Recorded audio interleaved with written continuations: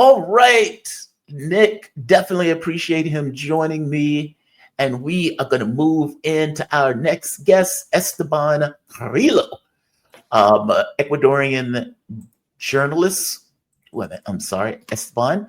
First and foremost, how you doing this morning? You doing all right today? Well, it's not morning for you, but Hey, Jamal, how are you? I'm doing good. I'm doing good. Glad to be back. And oh good man, morning to glad to have everyone you back. who's listening.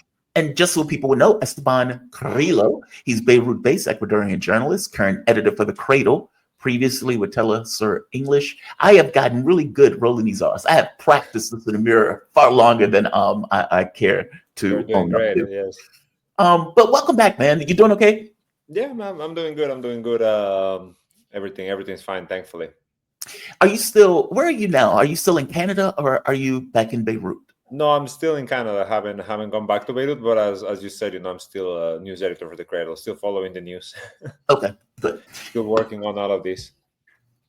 Give me your take on, so one of the things that has come out recently was Donald Trump has effectively said, and the people in the US have been shocked by this. I don't know why they're shocked by this. This was Joe Biden's policy also, but effectively saying that, Gaza has been destroyed, and you have all of these like long lines, like it looked apocalyptic, of people, like massive amounts of crowds walking in these kind of long streams through a war zone. Just the area has been completely decimated, buildings and everything else flattened, and all of these people walking, going back to their homes. And I guess for my take, 80 to 90% of those homes have been destroyed. All of the hospitals in northern Gaza have been destroyed. The schools have been destroyed. There are like very few, if any, standing buildings. I guess the Exactly. first question is, where are those people going back to? Well, they're going back to their land, right? They're going back to their homes, but as you're saying, most of their homes are not there anymore. Nonetheless, these people are going back to their land. I think the images in Gaza are, without a doubt, apocalyptic. But I would say the images of the people streaming back are more biblical, right? At this point, this genocide, which has been raging for with rage for 15 months, and there's been a bit of a pause over the last few days. Well, it was started for what the Zionists believe is, their promised land, their promised right. I guess they are the chosen people to do this, to take this land, to do this to the Palestinians. But in reality, what we're seeing is something else, right? When we see all of these, they're talking about 350,000 people that filed back into the north of Gaza after it was ethnically cleansed. After, like Jamal, we don't need to go over everything that the Israelis have done again, right? A full-blown genocide, live-streamed ethnic cleansing, mass killing, collective punishment, you name it, it has been done inside Gaza, and yet the people are going back to their land, to their homes, to sift through the rubble, right? Right now, every day, the Gaza Health Ministry is reporting updated death tolls, even though, we are in the middle of a ceasefire. And many of these is just the bodies that they have been able to finally get to and recover from under the rubble, from the sides of the streets, etc. So I think what this shows in the end, what we're seeing, it's the resilience of the Palestinian people, and the resilience and their connection to their land, because this is their land. This is, where their families and their forefathers lived and built their lives. To the point of what Donald Trump said, as you're saying, I don't know why people are so shocked, because this is not just this seems to be, right, the policy of the U.S. government to be allowed to do Israelis whatever they want in Gaza, including ethnically cleansing it and taking the land. But it's also what the Israeli leaders themselves have been saying from the beginning, from October the 7th. Back to the whole remember what Amalek did to you, to we're fighting human animals, and to what the officials have been saying more recently, right? Even Jared Kushner, remember what he said, Donald Trump's son-in-law. He said almost a year ago now, Gaza is a valuable beachfront property, and we need to start getting it cleaned quickly, so we can, start making some money. This is what Donald Trump is saying. And as we've discussed before with you, Jamal, I think like the main difference, right, in foreign policy or in Israel relations when it comes between Donald Trump and Joe Biden is the straightforwardness of it, right? Yep. Donald Trump is just much more straightforward in just saying the quiet part out loud. And the quiet part at this point is let Jordan, let Egypt take all of these 2 million Palestinians, so that Israel can, turn, what is it that they call it? Turn the desert into a garden, right? That this Make it a little Europe. Say. A little I garden. mean, it's unlikely to happen. I do not see it ever really happening, but not for lack of trying, right? And I think we're going to see a lot of attempts this year, in particular, to push the Palestinians out of their land. Well, this is Trump.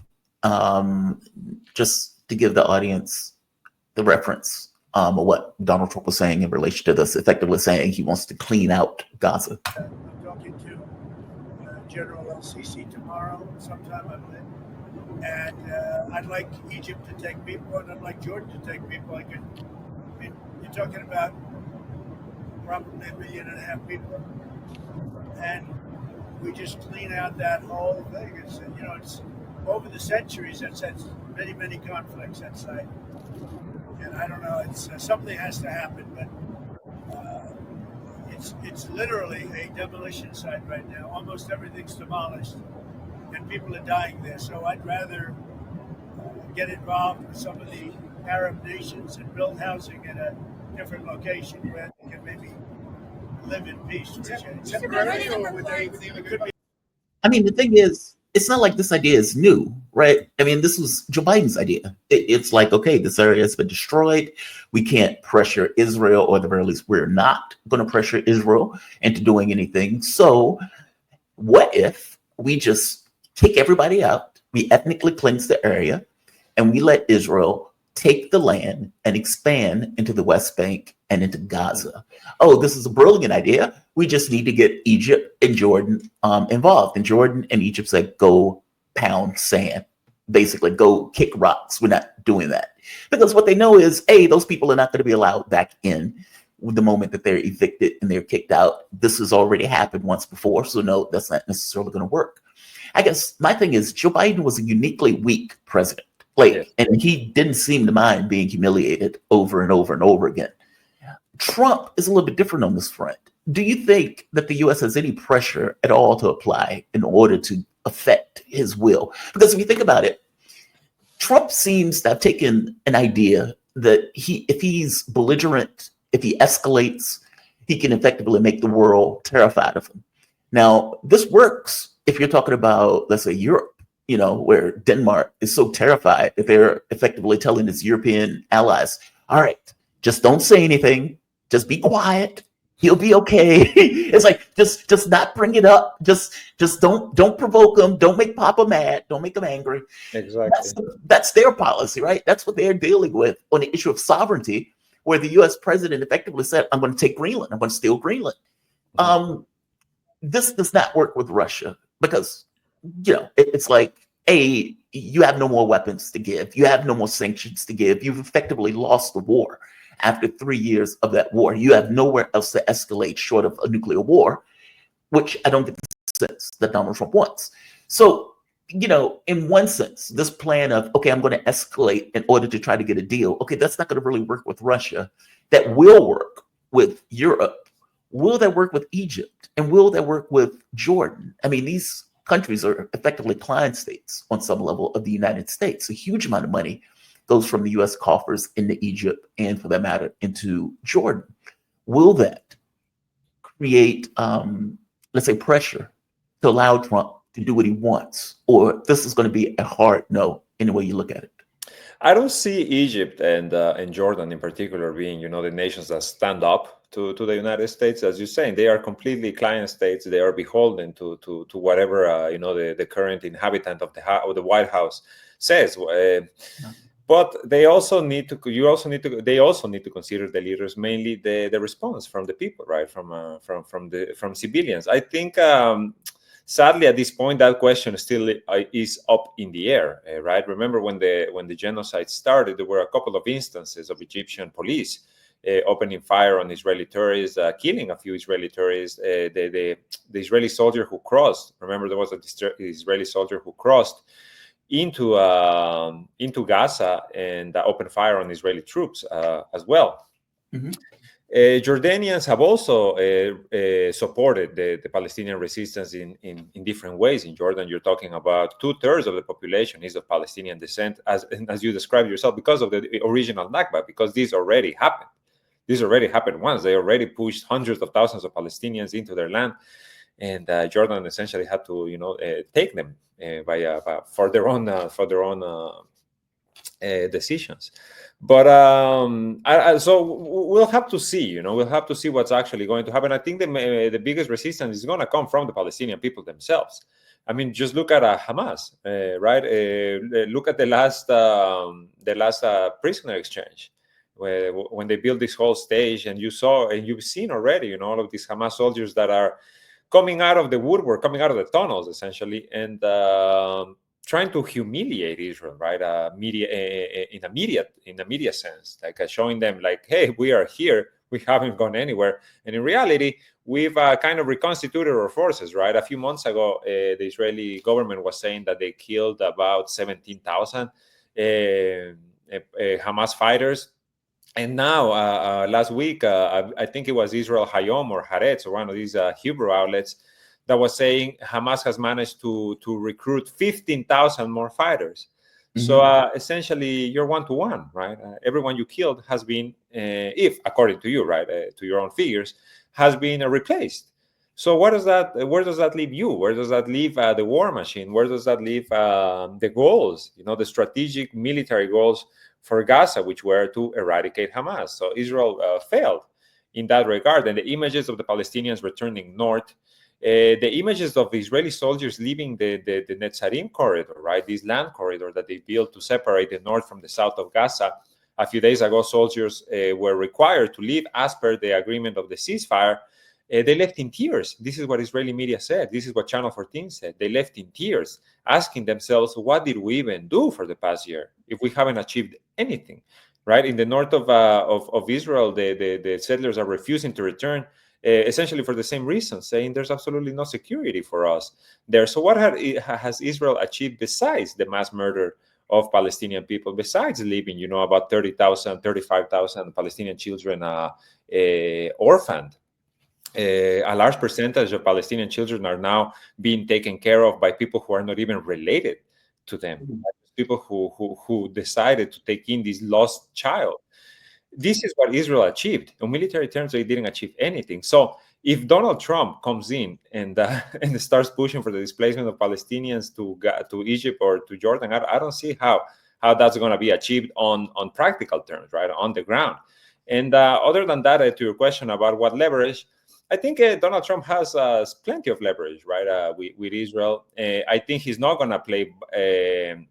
He's not going to play ball if they approach him the same way they approach Joe Biden. As you said, mm-hmm. humiliating him, right? Like constantly humiliating him. We saw even before his inauguration that Donald Trump managed to get this ceasefire agreement. Now, before anybody gets me wrong, I am not singing the praises of Donald Trump, but there is a difference in the approach, and there was a difference in the approach that he took.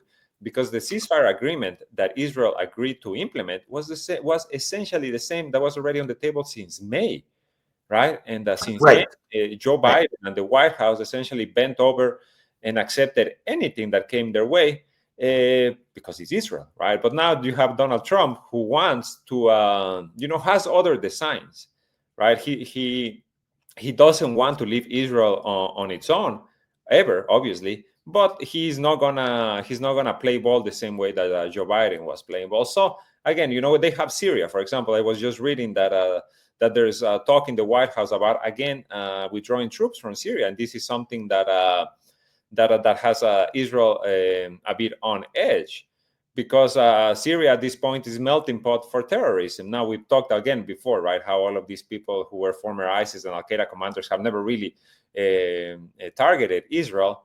But that doesn't mean that things cannot develop or things cannot evolve or different groups can take a root in Syria. once Turkey comes in and takes control of all of these ISIS prisons, or once maybe Iran finds a different way into Syria through Iraq. Things are constantly changing. So I think Donald Trump has a few ways to leverage influence over Israel. But the real question at the end of the day is, how long is the ceasefire going to last? And is Donald Trump going to manage to make this a lasting ceasefire, or are Israelis going to get their way, which is just restart the war? Oh, that is the question. Like, that is the operative question, because the guy who, like, my Twitter account has been hacked. Garland just sent me an email saying he doesn't believe it's a hack. He believes that Twitter effectively destroyed the account, because the moment that, the reason why I was going this angle is on my Twitter account, I have this clip that Donald Trump released of Jeffrey Sachs. And Trump pointed out, or in that clip, Jeffrey Sachs pointed out that Netanyahu is a deep, dark son of a bitch, and that he basically has no interest. That Netanyahu is a deep, dark son of a bitch and was responsible for many of the wars that the United States has been involved in the Middle East. There's another clip that I found. Well, I didn't find it. DialogueWorks found it first. But basically, Donald Trump saying that Netanyahu didn't want a deal, that Abbas did, that he believed that it was the Palestinians that didn't want a deal, and he found himself to be completely wrong in that assessment. And so you have that seems to be floating around in his mind. The guy who Donald Trump sent in order to get the ceasefire, and I'm putting it in quotes, ceasefire, he did not take any shit off of Netanyahu, or at the very least the people that he went to negotiate. Initially, the person effectively said, hey, this is the Sabbath, something to that effect. And the guy said, I don't give an F if it's the Sabbath. We're going to make this deal. Yeah, I don't care what your religious holiday is. I don't care. We're going to do this deal. Meaning he seemed to give less cover than anybody in the Biden administration did, and was more involved in, this is going to be the deal that we make, with a certain skepticism of the Israeli position, far more than anybody coming out of the Biden administration. So I guess my thing is this a situation where Trump, because he told the Muslim community, I'm going to get a deal, I want this deal to take place before I even get in the office, he gets the ceasefire deal before he gets in the office, do you think he's going to stand by it? Meaning, if it's Joe Biden and Blinken, I have no belief at all that Blinken or Biden would have done anything in order to maintain a ceasefire deal, even if they were able to get a ceasefire deal, any more than they're doing in Lebanon now. I guess my question, though, is, do you think, and I know there's no way for you to know this as a flat fact, and I wish I could show the clip of the guy on Fox News, because he shocked the hell out of Fox News by the perspective that he was basically given with this kind of skepticism around Israel. But he seemed more on the side of ensuring that the deal remains. And I guess the sticking point of the deal is going to be when you get into the later stages of negotiations. Like, who's going to run Gaza? Mm-hmm. Like that one, right? Like, can Israel, or let's say the Netanyahu government, withstand Hamas resuming power in Gaza after the entirety of the war was supposedly, under Netanyahu's terms, to destroy Hamas? Like, it's when you get into the later stages of negotiations that this stuff gets very sticky. But give me your take on this. Based on what you've seen, do you see a difference in the way that Trump is?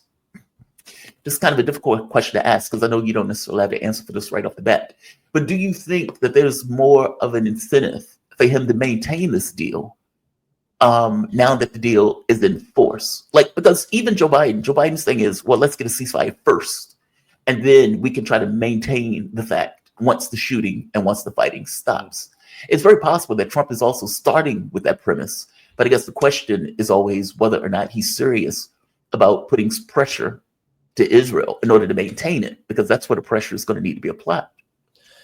I think the factor here that we need to be looking at when it comes to, how far is Trump willing to take or to stand behind this deal, it's the Gulf monarchies, right? It's Saudi Arabia, it's the UAE, it's Qatar, who are essentially being, for the past 15 months, almost since the start of the genocide, they have been positioned as kind of the solution, right? To come in, to rebuild, to have an Arab coalition force, whatever, run Gaza instead of Hamas, first of all, which is the group that in 2006 won the freest and fairest elections up until that point in the Arab world.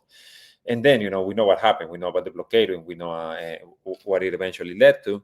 And also, there's this pushback from Israel to the Palestinian Authority, this very, very strong pushback against having the Palestinian Authority play a role inside Gaza.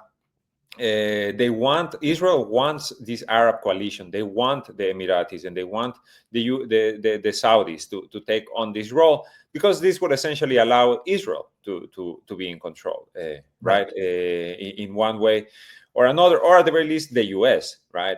It would be a U.S. mandated government, so to speak, like the one that the parallel government in Yemen, or Ahmad al-Shara, former ISIS and Al-Qaeda commander, who is now, the president of Syria, right? Someone that they can trust, so to speak.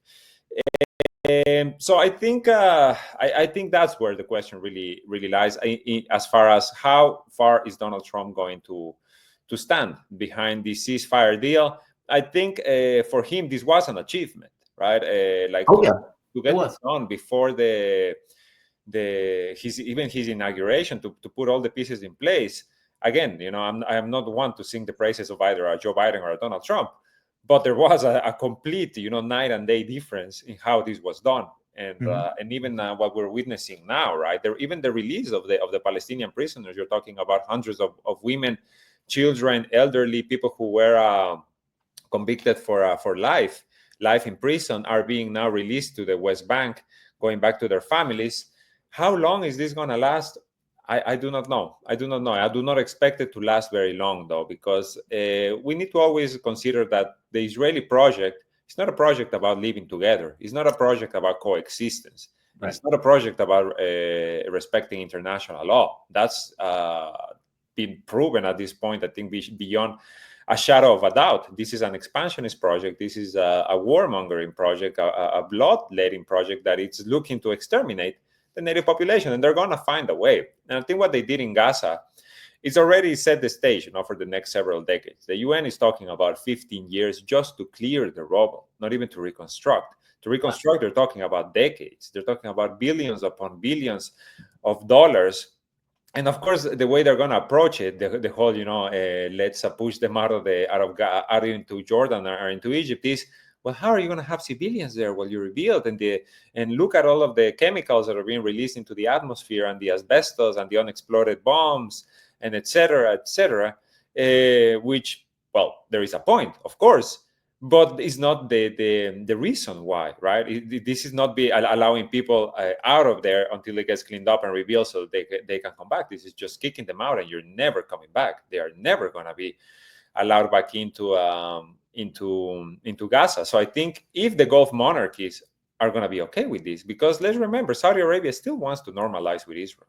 This is what's laying behind. This is what's really behind the diplomatic movements. I think the election of a president in Lebanon, the fall of the Syrian government, this is all connected. This is all connected to displace Iranian influence, which they achieved in the Arab world, and to reposition Saudi Arabia as, I guess, the peacemaker, right? The final bridge between the Zionist state and the Arab world. But it doesn't solve the Palestinian question. And I don't think any of these leaders have an answer to the Palestinian question, because the only answer to the Palestinian question is to grant them sovereignty, is to grant them independence, and is to grant them the self-determination to choose their own leaders and to live in their own land. But again, this goes completely diametrically opposed to what the Zionist project is. So it's gonna continue to be a conflict, no matter what. No matter what, this is gonna continue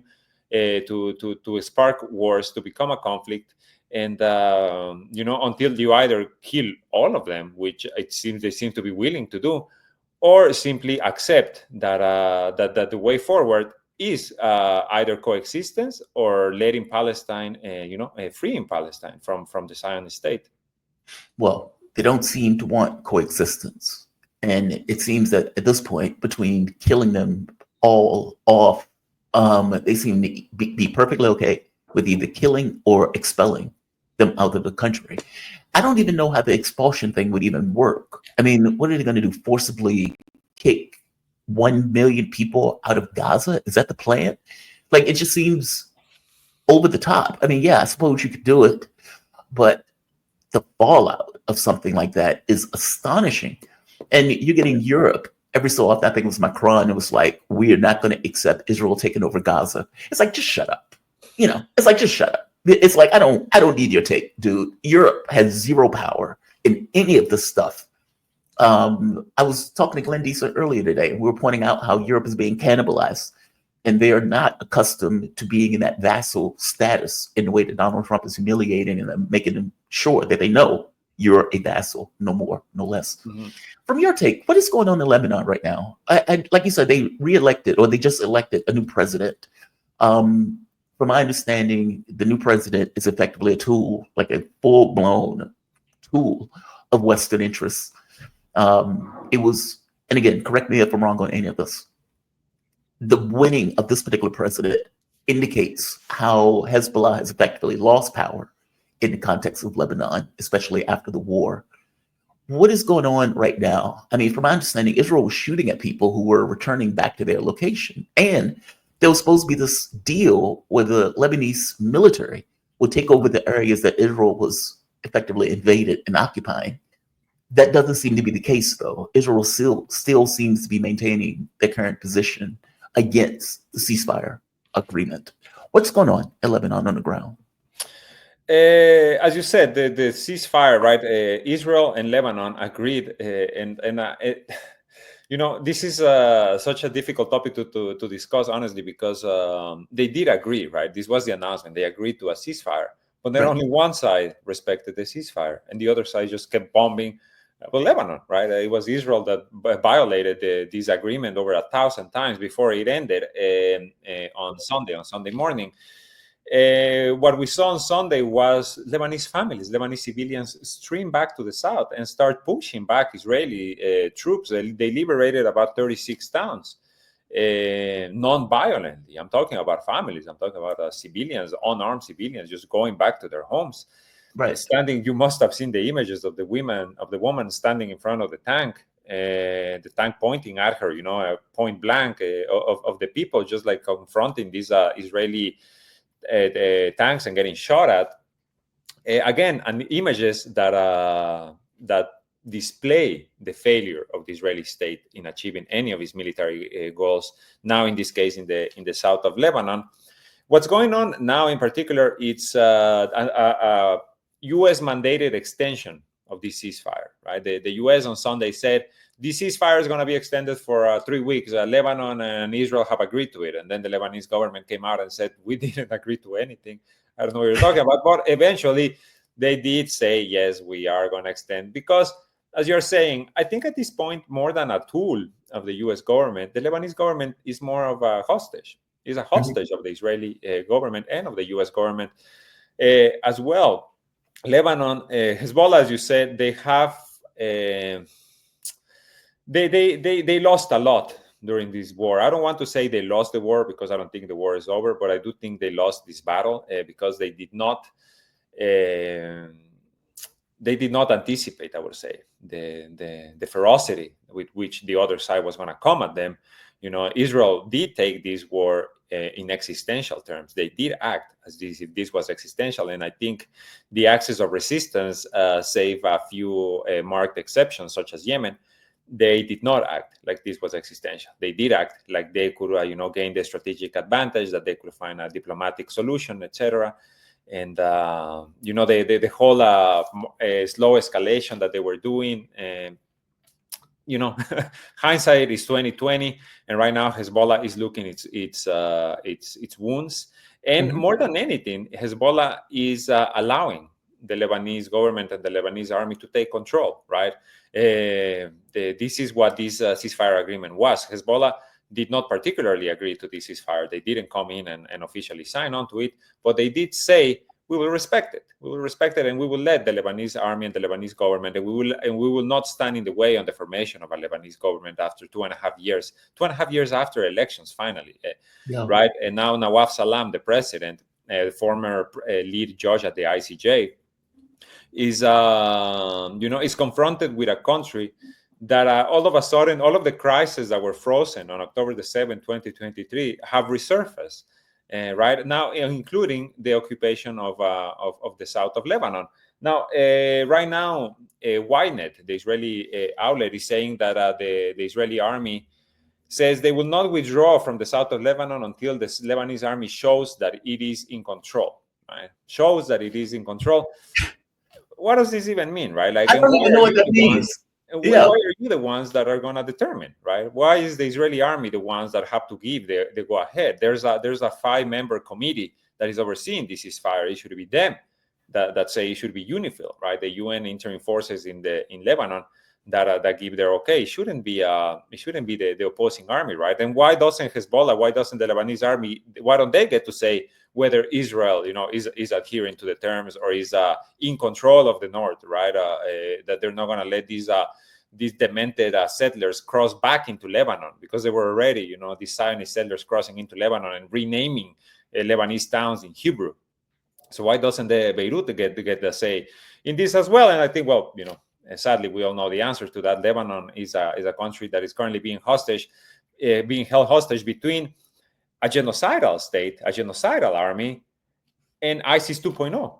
And ISIS 2.0 dressed in Armani suits and receiving, officials from the UN and the EU, sitting down with them and getting aid and getting, the IMF to come in and pledge money for Syria. Now, this is where Lebanon finds itself in. It's literally between a rock and a hard place. So they have nothing. The Lebanese government, and I know opinions differ on this, but in my view, they have no other recourse but to play ball. They have nothing else but to play ball. They have to accept what is given to them, and I hope that the Gulf monarchies again are willing to back them, in one way or another. Lebanese reconstruction of Lebanon is also being talked about with Gulf funds. They're talking about Saudi Arabia Right. to reconstruct Lebanon, but again, I don't see how this can even be called a ceasefire. Just last night, 2 Israeli airstrikes hit the south of Lebanon, the city of Nabatea, where people were already back, where the army was already in control. And they just bombed. They bombed that truck, then they bombed some other location. They killed they killed at least one person. They injured dozens. This is a ceasefire. This is the new normal. This is the status quo. Where's the Lebanese army, right? The Lebanese army is also staying very quiet. The Lebanese army is staying very, very quiet about what is happening, because they are caught between the rock and a hard place. And Hezbollah is saying this is not a ceasefire. Hezbollah is speaking up, right? But I don't think Hezbollah has at this point the capacity or the support, right? The support from the Lebanese people to start the war again. Because when this war started on October the 7th of 2023, and up until it ended, there was different levels of support from the Lebanese population, right? Obviously, Hezbollah's bases, 100%. But even those who oppose Hezbollah, they did, for the most part, kept quiet, right? Now, I'm not talking about the politicians. I'm not talking about like the actual politicians. I'm talking about the people. I'm talking about the everyday people that they do not support Hezbollah. They do not support Iran. They didn't come out and actively do anything, right, to stop Hezbollah. They offered their support because they understood. Because regardless of anything else, regardless of the hate or the distrust that the people may have for Iran, this doesn't mean that they like Israel. And this doesn't mean that they are blinded to see what they're doing in Gaza and what they're doing in the south of Lebanon, killing the civilians in the way that they have. But if Hezbollah were to try to start the war again, I don't think they will find the same support. Because, as I said, Lebanon is a country that before October 7th, they were already living in a deep, deep crisis. The World Bank described it as the worst crisis in 150 years. And this is still the reality for Lebanon. So I do not know how Lebanon is going to crawl out of this, but I know that attempts are being made, and these attempts are coming from all sides. I do think there are attempts at Lebanese unity to help this government move forward, including from Hezbollah and other Shiite factions.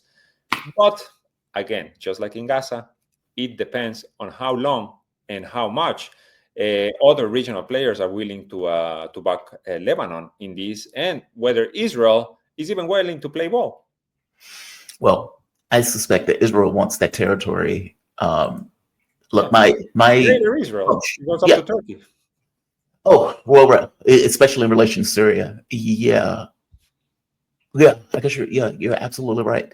I want to move to UNRWA for a bit. I want to play this clip. I want to get your take on this. I got to be honest. I knew that UNRWA was very influential in ensuring food and resources got into the Gaza Strip. I didn't realize how extensive that was, though. Listen to this. Apparently, in 48 hours, a ban is going to go into effect where Israel is going to force UNRWA to cease operations in the region.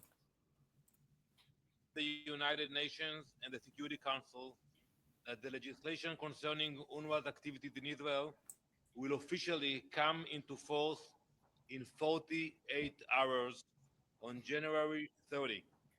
In accordance with applicable Israeli law and following the termination of the provisional agreement, UNRWA must cease its operations and evacuate all premises it operates in Jerusalem, including the properties located in Ma'alot Dafna and Kfar Akeb.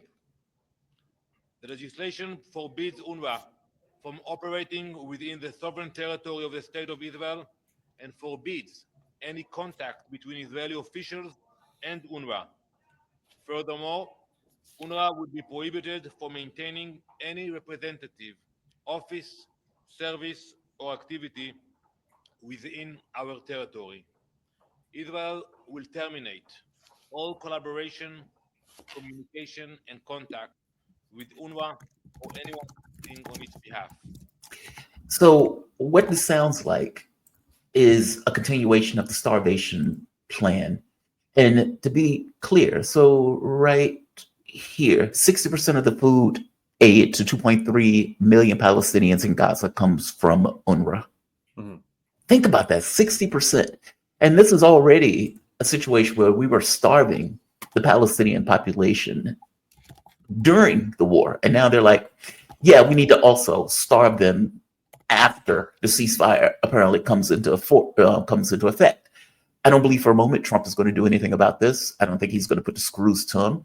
UNRWA is supposed to be a UN organization and a UN body. You would think that would be more of a thing for the UN to take issue with.